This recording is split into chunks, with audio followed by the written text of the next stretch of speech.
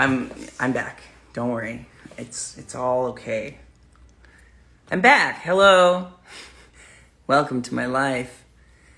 I think what it is like I don't feel done because it's only 8:51, and that seems like so early for me, because normally what happens to me is that I come on to live when it's like 2 a.m, and then I'm like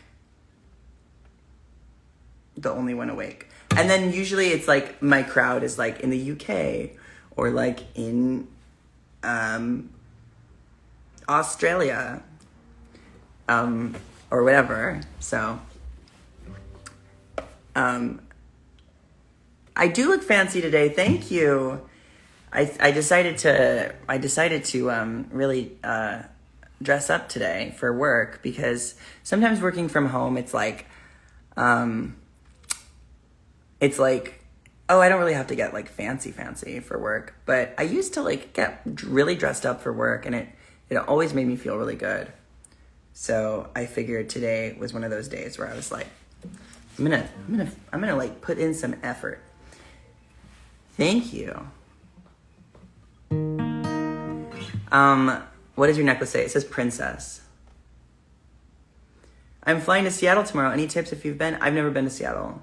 I've heard it's very queer though, so have fun. Hopefully you're queer and that you'll have fun there being queer. You have great skin. Thank you.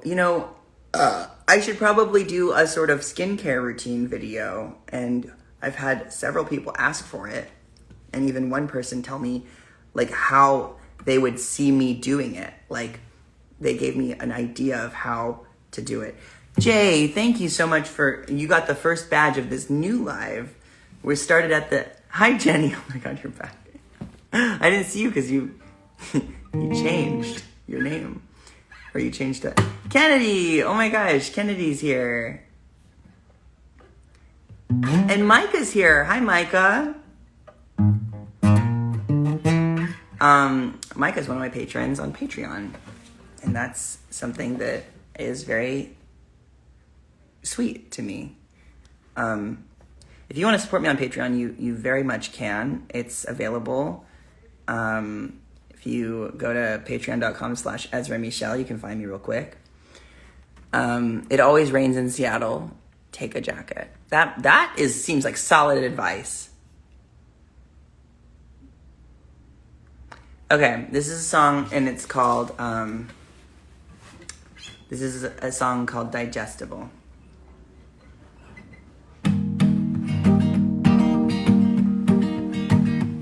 I want you to see all the parts of me, not just the ones that make you happy, displaying who you'd like me to be. When I dream a little dream that reminds me of the shit I've been through, just trying to be free. And I wonder if you'd hear me if I told you about the pain, if I talked about how hard it was to get my friends to call me by my name. 'Cause they tell me that they see her still somewhere in my face, like somehow I've forgotten, and they gotta remind me just in case. Walking through this terrifying world,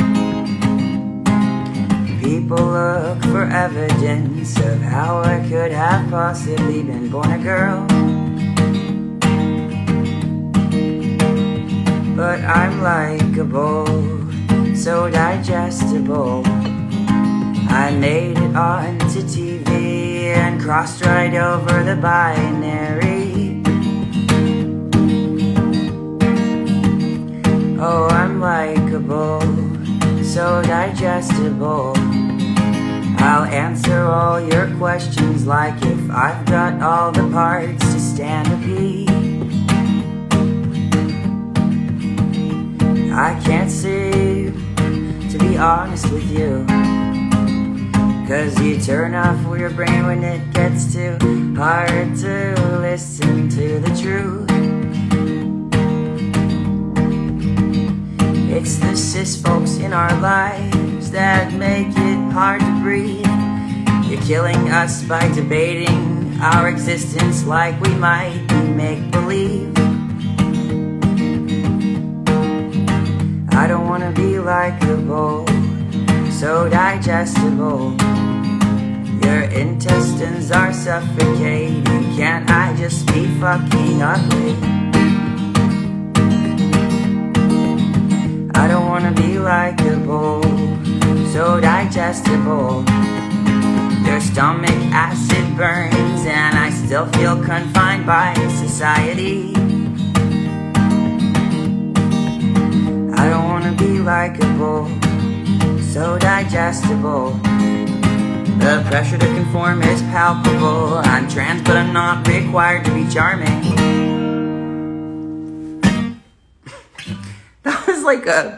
That's like a kind of whiny song, but it's like, sometimes there's this pressure, I think, on trans people who are on the internet or whatever, or representing our community with a platform of some sort. I think there's like this pressure to just be like the perfect tran, you know? And it's hard. It's fucking hard sometimes. Like, I'm not gonna lie. Like, I do feel that pressure sometimes to be, to represent my community in a way that is smart and responsible. And I carry a lot of weight that I don't need. I carry a lot of responsibility that isn't really mine necessarily. And it's definitely like me and my own issues with like needing to like very, very much like caretaking and like inserting myself into a problem that is way bigger than my control, you know? And then feeling like overwhelmed by wanting to fix it, but then not knowing how, and then just being like, woo. It's a lot. So, and then it gets hard to maintain a level of hope sometimes, because I want so badly to help, and then it's like impossible to really, you know, to do everything, right? Like, I also kind of arrogant to believe that it's me that is responsible for healing all the things, you know? That's just not the case. So I do try to talk myself down by way of humility and just being like, listen, buddy, you're sweet and your intentions are so wonderful. However, you're doing fine just by being yourself. You are enough just by just existing. Exactly. And that's really what helps. I believe that 100%, you know. Thank you. Your unapologetic existence is enough. I agree. Thank you. And that's the reminder that like I tell myself, and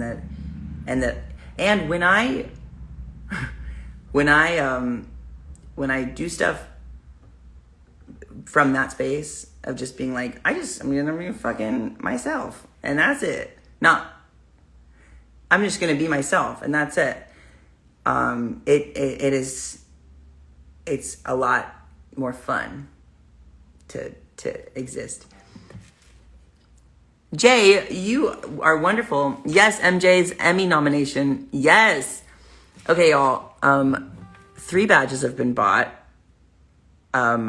Both of the people who've bought badges are named Jay, which is saying something. I think the Jays are really doing it for me tonight. So thank you so much to both of the Jays. Jay, yes, you may DM me. Absolutely.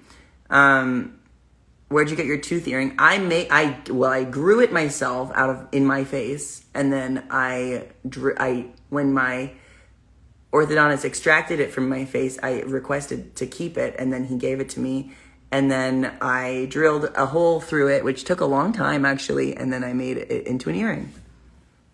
That is the full story of how I got this tooth earring. Babe, I couldn't tell if my last badges on the live went through because it was acting up. I believe that they did. I really do think they did. Is this your wisdom tooth? Yes. Yes, it is. And I just, I appreciate you, new aphrodisiac. I really appreciate you for caring to check. But I do remember that.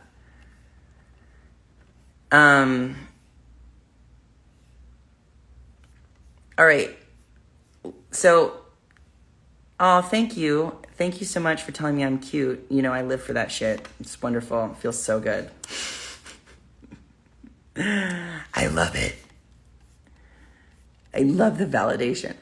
Ezra, I'd love to get you involved with my school's Pride Center open mic night. Is that something I can DM you about? For sure. Go for it.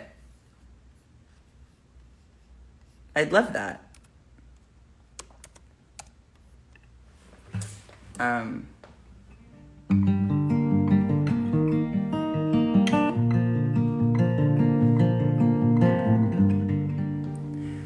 Uncle Ezra. Oh, hi. Hello. But I feel like it's said in this voice of, hi, Uncle Ezra. Because I feel like that's what I've heard. That's how I've heard it spoken many a time at this point. And hello. I say hello back from Uncle Ezra.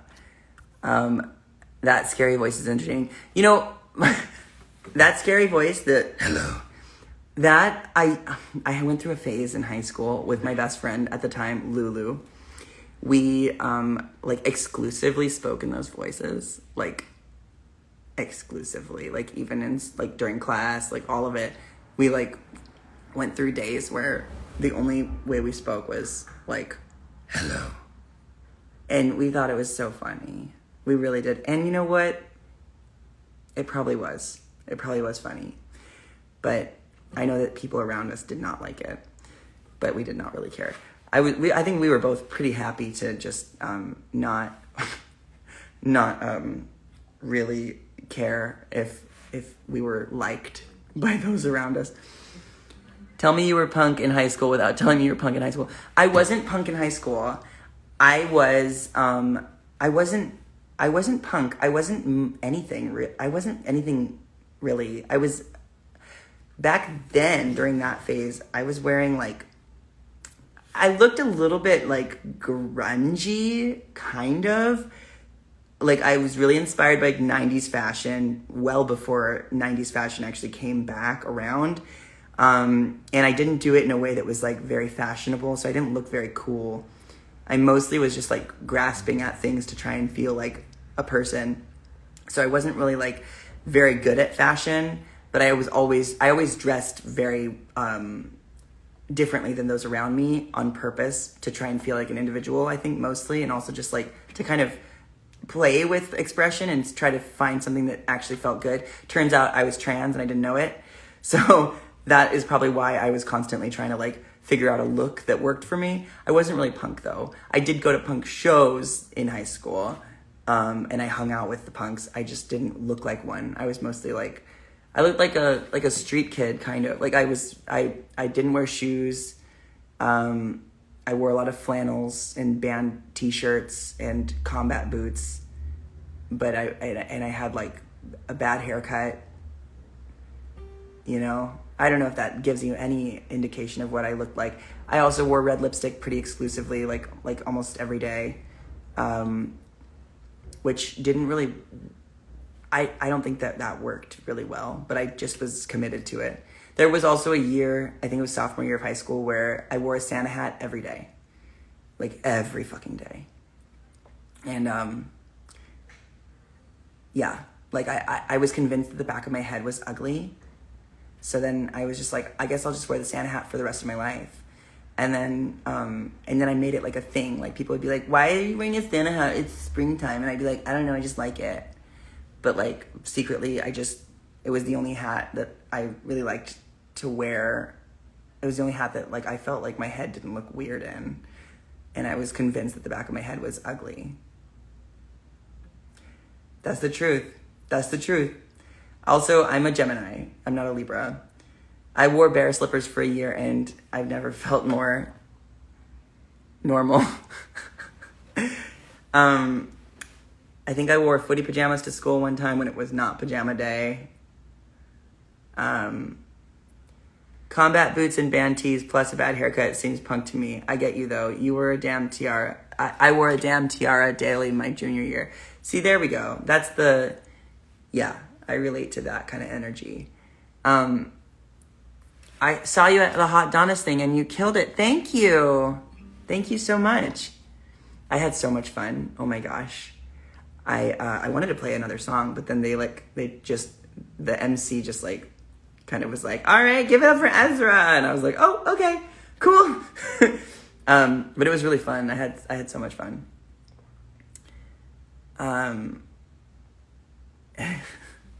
Do you like classical music? I do. I don't know much about it. I'm not classically trained in music at all.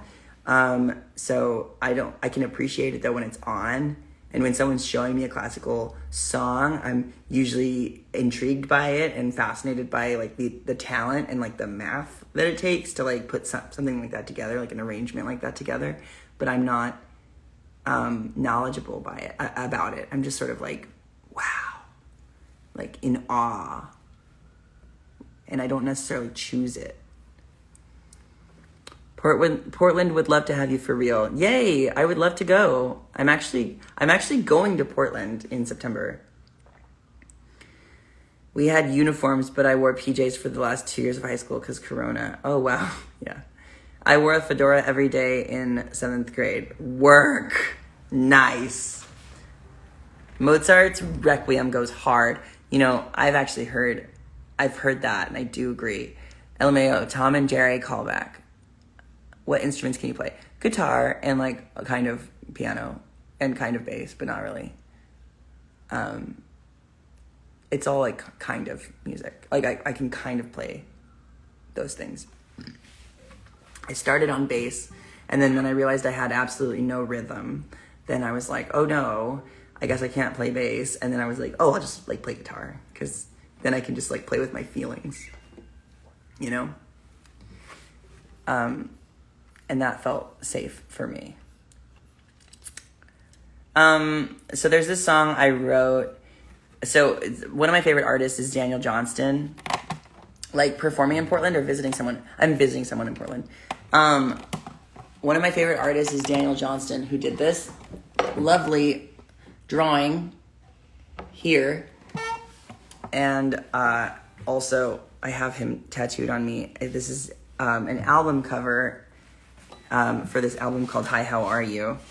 And it's one of my favorite memories. It's not one of my favorite albums anymore, but the memory of having that be my favorite album at the time is very significant in my mind, because it was like the first thing that I really connected to when I realized that like I was queer in high school and I was going through some addiction stuff and self-harm stuff and just like a lot of stuff.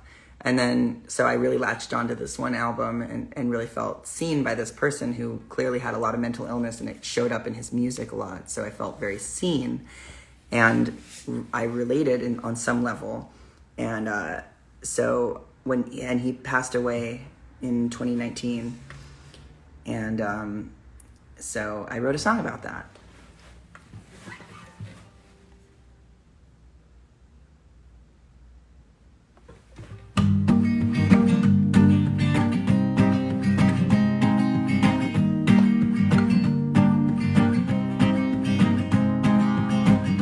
Jeremiah, keep him safe as he goes in the ground. Inside the devil's clutch, you know he will be found. I keep dreaming of a day where he would see my shining lighter blowing in the breeze.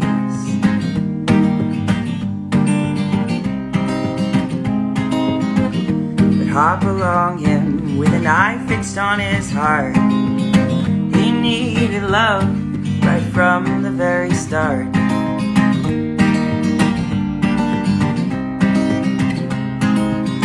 Danny left behind so many pieces of himself. In all his albums, you can hear him cry for help. Was it for him, or was it for something more?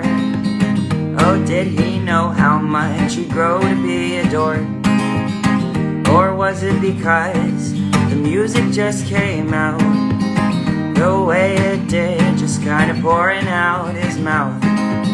I always feared myself to be a little strange, till I found Danny, then I grew to like my brain.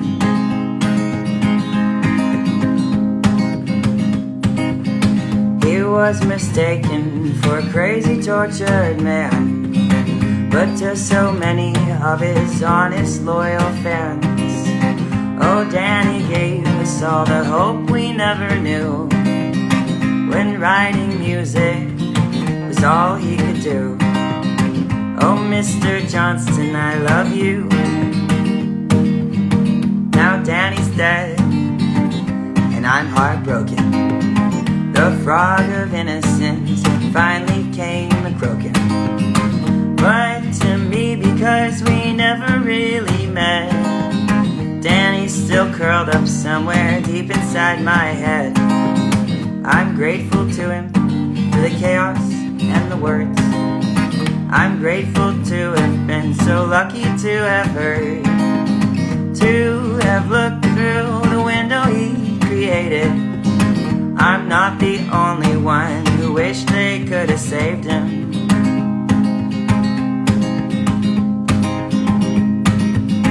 He was mistaken for a crazy, tortured man, but to so many of his honest, loyal fans, oh, Danny gave us all the hope we never knew, when writing music was all he could do. Oh, Mr. Johnston, I love you. Oh, Mr. Johnston, I'll always love you. I found out he died in a Chase Bank parking lot. And I remember just being like, so, just like, stunned. I never saw him live. I never saw him live. It was just like this, I mean, it was heart-wrenching, you know? And the two people who I always wanted to see live, Michael Jackson and Daniel Johnston, and they both died before I could see them. I bank with Chase. Nice. Me too. Oh, that's the shirt Kurt Cobain wore. Yeah, it is. He made that album cover very famous by wearing that shirt and having a picture taken in it. I'm drawing you in my inspiration sketchbook. Oh, that's cool. I love that. I love when people draw me. That's so fun. Always makes me feel so special. I'm sorry I didn't mean to imply you weren't normal with my bear slippers story. I meant that I related so hard to the Santa hat story. I really believed that. I mean, that's how I took it. That's how I interpreted it. No, don't worry.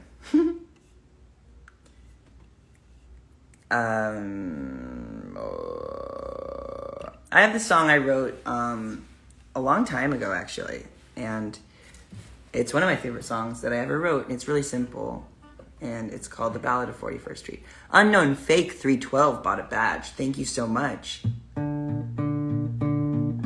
We're up to $11.86. Thank you.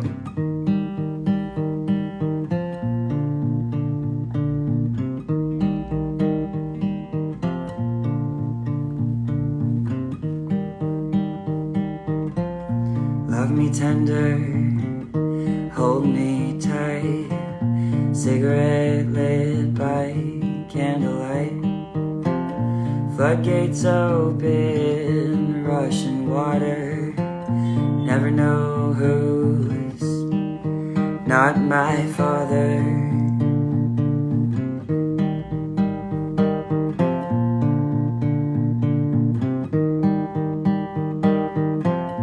Rice-a-roni, bag of pickle, Nothing hurts and nothing tickles. Why am I sweating while I'm cold? Can't help feeling 19's too old.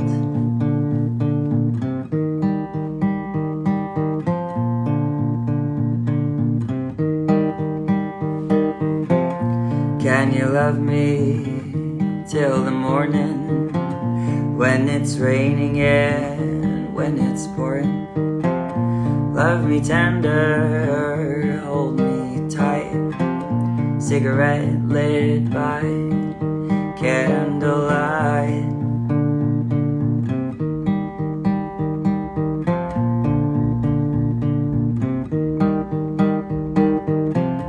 Never leave me all alone. Always answer your telephone. I can't trust me when you go. Falling short, tell me no.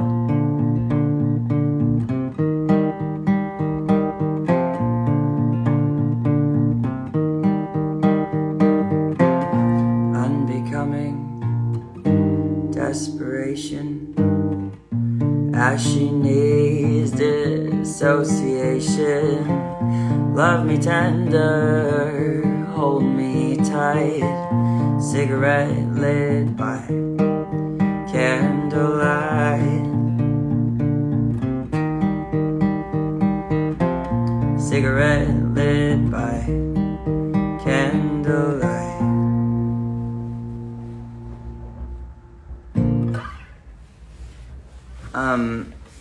That is a song I wrote about my ex-wife, and also just in general the time that I was living with this person and existing. It just basically like working to buy drugs and then buying drugs so that I could go to work, and then just repeating that over and over again.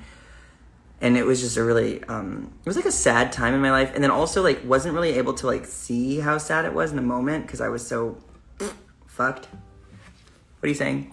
The song could be playing in the background of an indie film's montage of a couple falling in love. Yeah, I mean, honestly, that's kind of how I saw it, you know, because the thing is, my love for this person was incredibly, you know,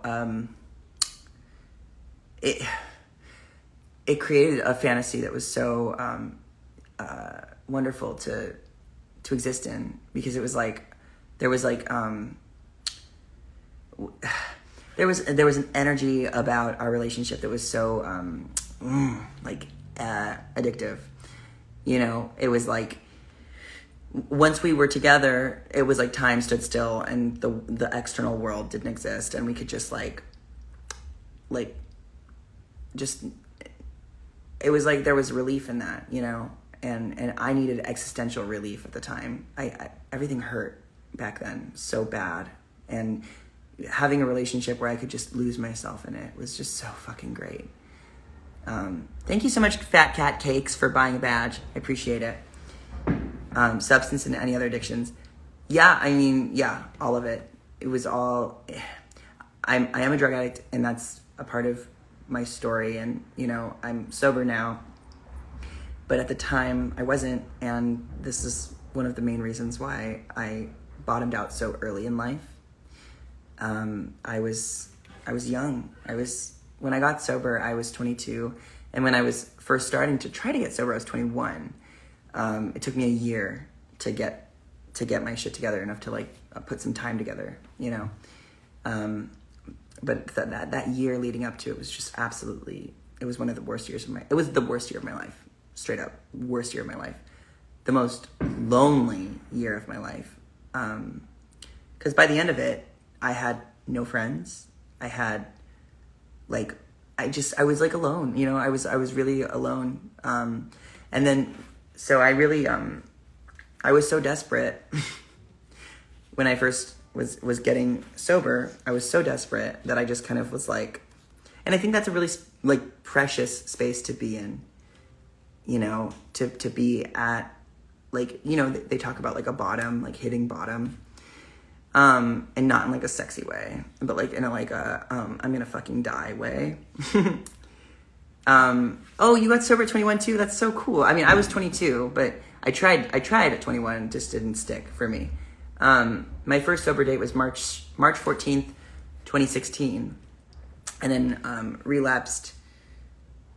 I relapsed. It was, relapsed in August, and then got sober August 31st, 2017. So I'm gonna hit 4 years in August, and I'm excited. I think that's great. I'm really proud of myself. I worked really hard for it. And it's, for me, like, there was no choice. And, a lot of people, when I talk about getting sober, it triggers them to start talking about their own substance use, which is natural and makes sense. And sometimes people tell me, like, oh yeah, I feel like I should probably cut back, or like, I feel like I should like stop drinking, or like, whatever. And I'm like, I think to myself, like, man, if I had a choice, like if I had a choice to just like cut back, oh goodness, I would have cut back, I never had that choice though. It was like, either I use like I used, or I don't use at all, because I was gonna die. So I'm not triggered by people saying that they want to cut back or anything like that. I'm just like, wow, that's fascinating to me that you can have a decision in it, because I don't have that decision. I was either gonna kill myself via drugs and alcohol, or I was gonna stay alive by not doing any of it ever again. One is too many and 1,000 is never enough. They do be saying that. I've heard that before. That song hit me so hard. It's so beautiful, sad, and real. Thanks for sharing your story. Yeah, of course. Cutting back, what a dream. Sobriety is the only solution for a lot of us. Yeah, and that's the thing. Like, it's just, it feels so random, like, oh, thanks, Jay. Another badge. Now we're up to $18.84. Can you believe that? That's so fucking cool. I'm glad that Instagram implemented a badge system, or like a tipping system of some sort. That's really fucking awesome. But yeah, I do think that, like, for me, it's so, it's kind of easy to slip into some jealousy of people who can control their usage of substances and not like kill themselves over it. But then also I'm kind of like, all right, like, I can either like stay jealous forever, or like, or just like be grateful that I found a solution to my problem, which is to just, get help. So I couldn't do it by myself. Like, I really tried. I tried for a full fucking year. I tried to get sober myself. I would tell myself I'd only like get high on the weekends, or I'd only drink socially, or I would, I would only bum a smoke off of somebody, but I wouldn't actually buy my own pack, because all of it was wrapped up together for me. So like cigarettes, weed, alcohol, pills, all of it was like, they all kind of feed into each other for me. So like if I do one, it's really hard for me not to do all of it. And so like I would try to like moderate myself by being like, okay, like these are the rules. But then I realized that, well, someone told me this, like, people who don't have a problem don't have to create rules like that for themselves and then constantly break the rules. Like, that is powerlessness. And I was just like, fuck, this isn't normal. And it's normal to be like, oh yeah, like I just, I want to keep myself down to a maximum kind of level of like this. I'll have like two glasses of wine and drink at dinner or whatever. And then actually just like do that. That's normal. But to be like, I'll have two glasses of wine and then end up puking tequila like an hour later, it just is like, okay, this is indicative of a problem, because I keep promising myself that I'm gonna not do this thing that I keep doing, and then I keep hurting people, and I keep stealing from people, and I keep like cheating on people and hurting myself, and doing all these things that like are causing so much pain in the world. And it's like, fuck, like, okay, I either take responsibility for it and be like, I have a fucking problem, like I have to go take care of it by getting help, or continue to try to manage and continue hurting people, which is what, you know, it didn't feel like an option anymore. Thank you so much for buying another badge. Brown-eyed brunette, 87. Thank you so much. Now we have $19.53. 53 cents. Yeah. And that's, you know, so I guess like it didn't feel like much of an option, which is good. Because for me, if I have an option to do like the easy thing or the hard thing, I usually choose the easy thing. So like transitioning, for example, didn't feel like an option. It was like, either you do this or you fucking die. And I was like, okay, fine. So then I did it. And then I felt like I could continue staying alive. Fabulous. Same with sobriety. It was like, either you do this or you fucking die alone. And I was like, okay, fucking fine. I will go to a meeting or whatever I need to do. And turns out I like that. I like the meetings. I hung out with a few friends a week ago, and seeing them do pills and smoking weed so casually was so jealousy-inducing. I ended up leaving early to minimize the temptation. Yeah, that's good. Good for you for getting out of there. You finished drawing me. Ren, will you send it to me via DMs, please? I would love to see it. Thank you for buying a badge. Now we're up to $20 whole, y'all. This is a controversial subject, but as a creative person, did you feel you performed your craft better when high? You know, I used to justify my usage based on my artistic output. Because I would be like, oh yeah, like I totally think better when I'm high. Or like I can write more music when I'm high. Turns out, I told myself that story for years, and that was not true. I thought that was the case. And so I thought, oh, like I'll just get high and like write a song. But then I'd get high and I would forget that I was trying to write a song, and I would just go on Pornhub and jerk off for like 2 hours.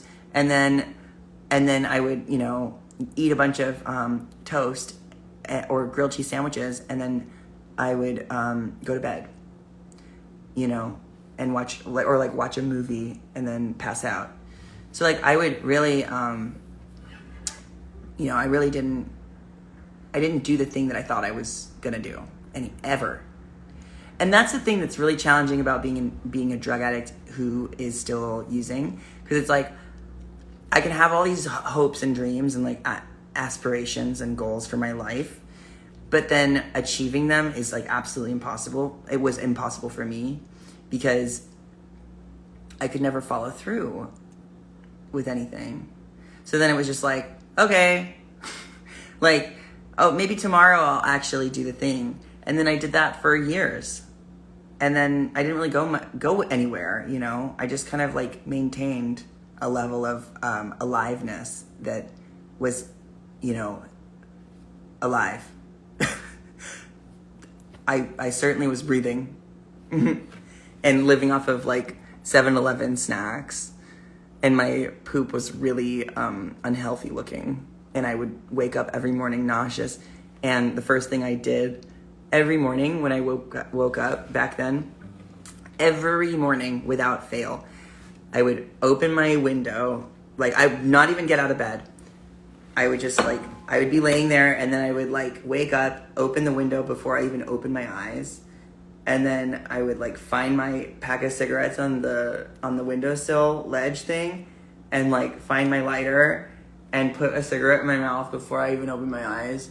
And I would like light the cigarette, and then I would open my eyes, and then like roll over and lean my like head out the window and smoke a cigarette. And that was like every morning.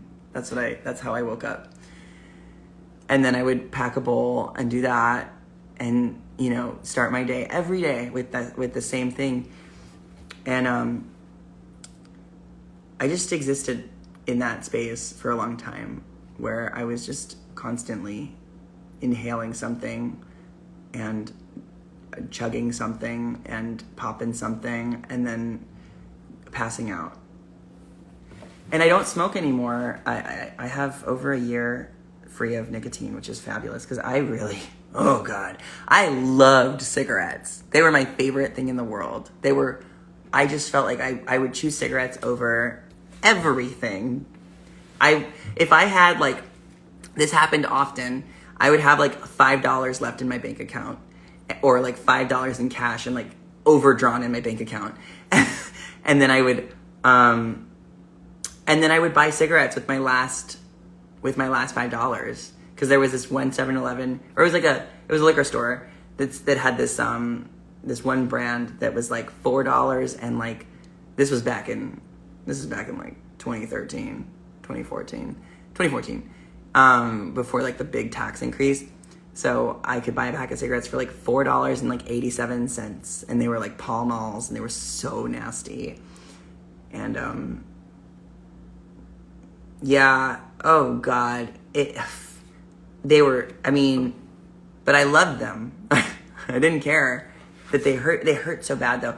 You know, I smoked from age 15 until I was 24. And just so glad that I found the willingness to quit.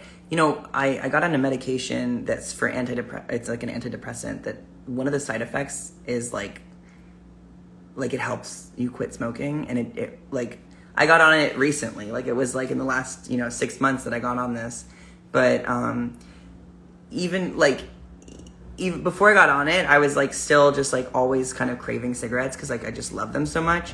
But then after I got on this medication, I was like, it's just Wellbutrin. Once I got on it, I was like, oh my gosh, like I don't want to smell this person's cigarette anymore. Like I used to like linger while someone would smoke a cigarette and be like, and now I don't like it. Which is not something I ever thought I would say, but it's true. I don't like it anymore, which is so weird. But I'm glad. How do you fill the oral fixations? I talk a lot. I don't know. I talk a lot. I talk to people a lot. And then sometimes I chew gum. I don't really like chew gum that much. What do I do? I guess it's like, I don't really, yeah, Wellbutrin's great. We love Wellbutrin. She really shows up for me.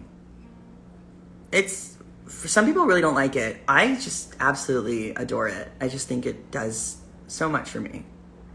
I linger when people smoke weed. Haha, I'm still in that craving aspect of my sobriety. Yeah, I had to like really get away from the people who smoked weed in my life because I couldn't, that was she was my best friend. I couldn't handle the smell for a long time. Now I can smell it and just be like, oh, that's weed, and have like neutral feelings towards it.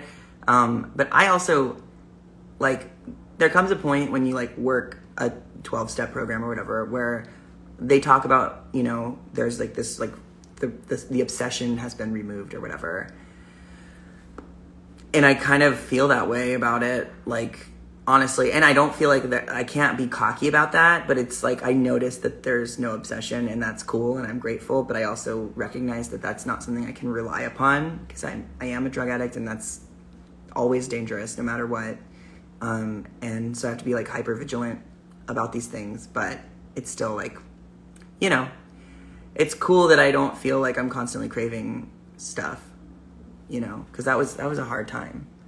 I worked in the cannabis industry for years, which was dumb looking back at my addictions, but back then it was the best thing ever. I'm sure it was. See, that was my other idea, I guess. Like, hi Caroline.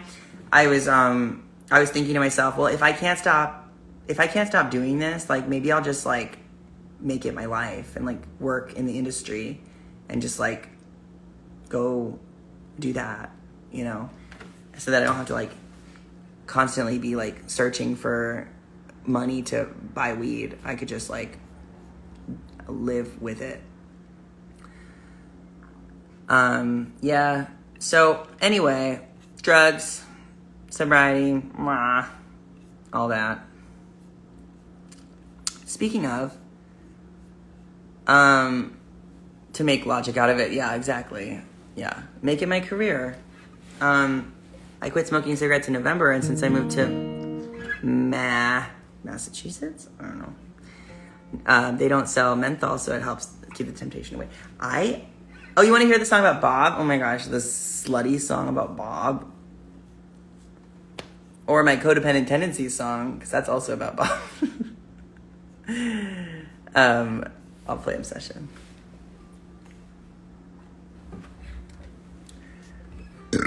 Okay. This is a song called Obsession. Low-key shook that you released Obsession. I also am low-key shook that I released Obsession. I think I was just like, I was just feeling it one day, and I was like, whatever, I'll just put this in the world. Who cares? Because it is very slutty. It's very slutty. What a beautiful hair. Thank you. People really like my hair right now. Thank you.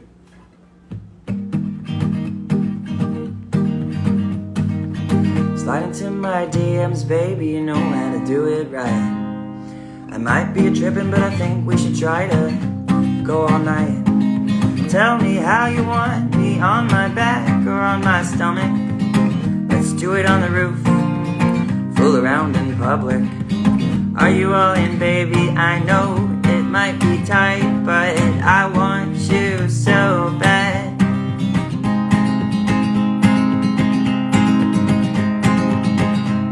This is my new obsession.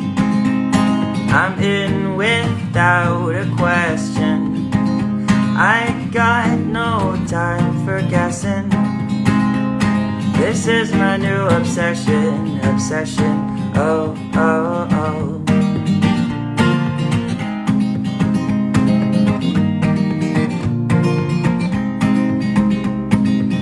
Thinking back to the early days, whispering on the phone. Sitting in my dry bathtub while my roommate sleeps alone. You're so next level, I sure as hell can't complain. What is it? I've never felt like this before, and I couldn't feel more sane. I know what I want is you, let's do it over and over. Want to remember everything, thank God we're always sober. This is my new obsession. I'm in without a question. I got no time for guessing. This is my new obsession, obsession, oh, oh, oh. Let's make out and make the rules as we go along. You got me feeling emotions like a Whitney Houston song. Tell me what you think, my kink is communication. You've got a permanent pass to my garden of elation. You could play those video games with your dick in the back of my throat. I'm down for whatever, I never say never. Let's go, baby, go. This is my new obsession. I'm in without a question. I got no time for guessing. This is my new obsession, obsession, oh, oh, oh. This is my new obsession, obsession, oh, oh.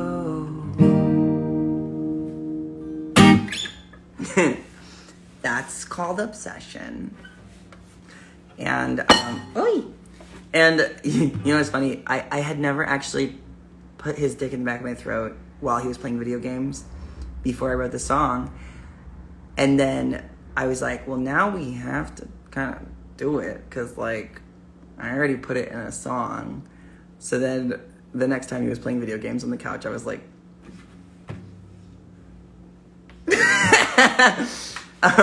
it was great. Worked out well. It really did work out well.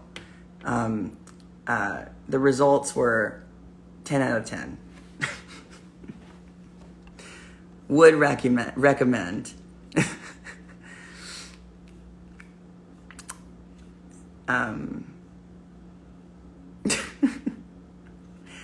You already know, I don't really have a lot of secrets. That's the truth. I really don't.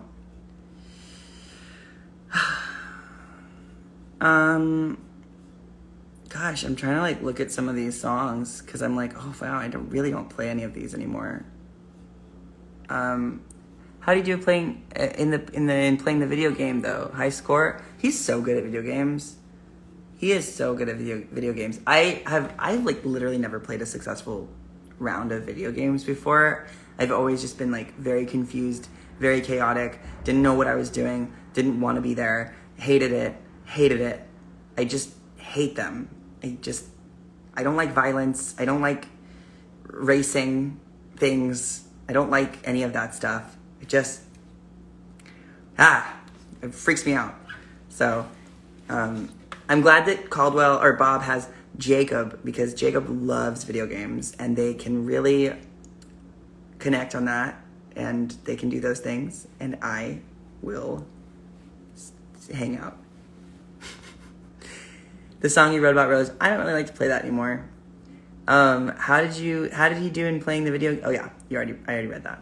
They make me anxious. Same. Yeah. Here's a breakup song I wrote about an ex.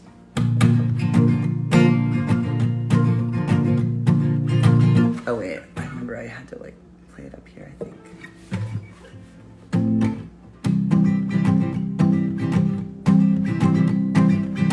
We said I love you too soon. I should have said that I don't know you, but I would like to, cause I think I could be good for you. But there was no room for pausing, and so I end up causing all these words to be left unsaid. Then one day wishing I were dead, and it all happened so fast. Wanted you, you wanted me. Big bright flame, then a loud fucking crash. Temperature running so high, so very out of my mind. I left you home so I could see my mental health was failing me. I gotta be explicit, I got no time to be so carelessly ignoring me, the man I worked so hard to be. And it all happened so fast. Wanted you, you wanted me. A big bright flame, then a loud fucking crash. I'm already out of my mind, I can't even take a drink. I'll be on my way and you'll be fine. It all happened so fast. Wanted you, you wanted me.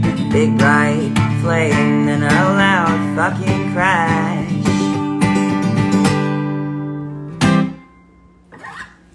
Kind of a short song. I wrote that after I ended a relationship and I was like, this is accurate. This is how it feels. Big bright flame and a loud fucking crash. Didn't have to be so loud, but turns out I guess it did have to be so loud. This is a song I wrote about being a drug addict.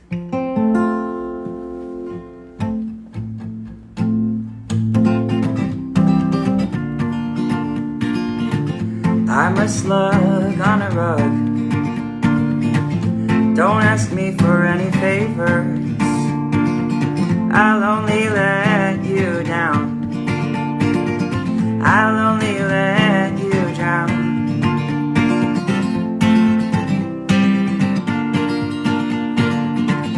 Don't give me responsibilities.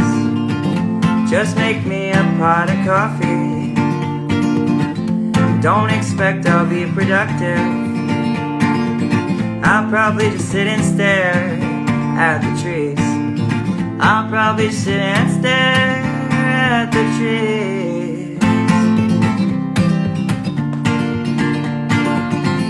I'm a slug on a rug. I'm a slug on a rug. I don't mean any harm, but I don't mean any good things either.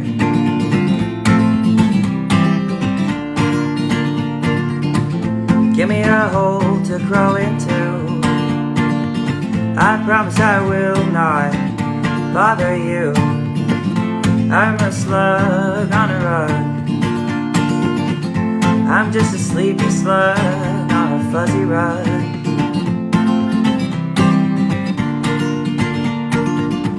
I can't take life too seriously, 'cause when I do, I just disappoint me.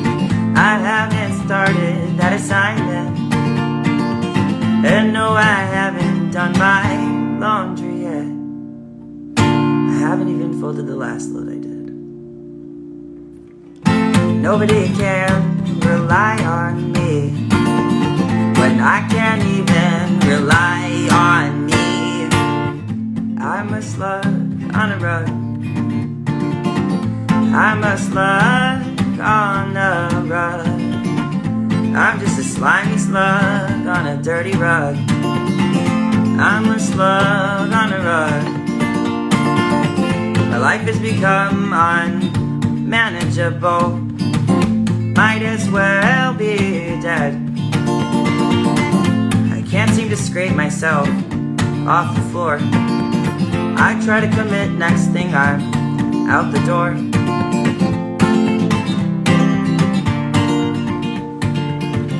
I'm a slug on a rug.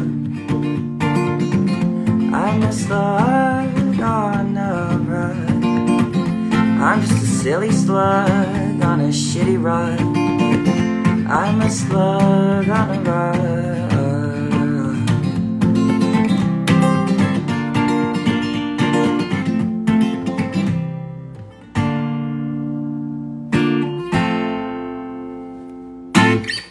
Aw, hi Sean. Thank you. That's very nice. I can't believe that's you. It's so wild. I haven't seen you since you were a child. That's my cousin. That's my cousin. One time I was so drunk, they had to pick up the rug and carry it with me upstairs. I'm relating too much. That's real. I was always the friend that got to the party and immediately got so wasted that I would pass out before everyone else was even drunk at all. And then I would end up throwing up way too early in the night, and then rinse and repeat. I would throw up and then be like, all right, I'm back, everybody. Sorry about all that just happened. And everyone else would just be like, yeah, cool. Okay. So you're joining the party now? And I was like, yeah, I'm here. I'm ready to go. Empty. I'm empty. Jesus Christ. All right. I've officially been live for 2 full hours. It's counting me down again. That means that it's time to go. Thank you so much for joining me and having so much fun with me. I really appreciate you. I like telling stories, and I love having an audience to hear them. So thank you so much. Thanks for listening to my music. Thanks for just supporting me in any way you can. If you want to support me more, you can become a patron of mine. Patreon.com/Ezra Michelle. The same way I spell it here on Instagram, but without the music part. So just Ezra Michelle. And you can support me. You can listen to more of my music on Patreon. And I love you so much. I'll see you very soon. I go live pretty often, and hopefully, I'll catch you again. Love you so much. Now I'm gonna make a snack or something, because I'm also really hot. I feel like usually I'm shirtless when I do these things. So I'm ready to turn my air conditioning on and make it loud in here. All right. Thank you so much, everybody. So much love, kisses, hugs.